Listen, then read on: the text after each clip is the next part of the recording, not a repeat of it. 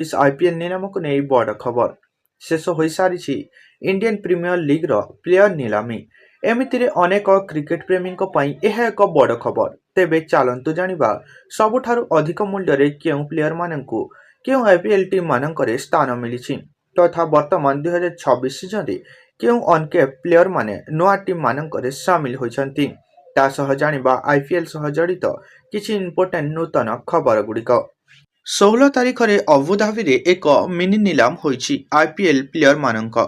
ଯେଉଁଠାରେ 369 ଖେଳାଳିଙ୍କ ଭାଗ୍ୟ ପରୀକ୍ଷା ଥିଲା ଏବଂ 369 ଖେଳାଳି ମାନଙ୍କ ମଧ୍ୟରୁ କେବଳ 77 ଜଣ ଖେଳାଳି ସଫଳ ହୋଇଥିଲେ। ଆଇପିଏଲ୍ 2026 ପାଇଁ ଅବୁଧାବିରେ ହୋଇଥିବା ନିଲାମରେ 5 ଜଣ ଖେଳାଳି 10 କୋଟି ଟଙ୍କା ଠାରୁ ଅଧିକ ମୂଲ୍ୟର ବିଡ୍ ପାଇଥିଲେ। ଏହି ଖେଳାଳିମାନଙ୍କ ମଧ୍ୟରୁ 3 ଜଣ ବିଦେଶୀ ଖେଳାଳି ଥିଲେ ଯେତେବେଳେ କି 2 ଜଣ ଅନକେପ୍ ଇଣ୍ଡିଆନ୍ ପ୍ଲେୟର ଥିଲେ।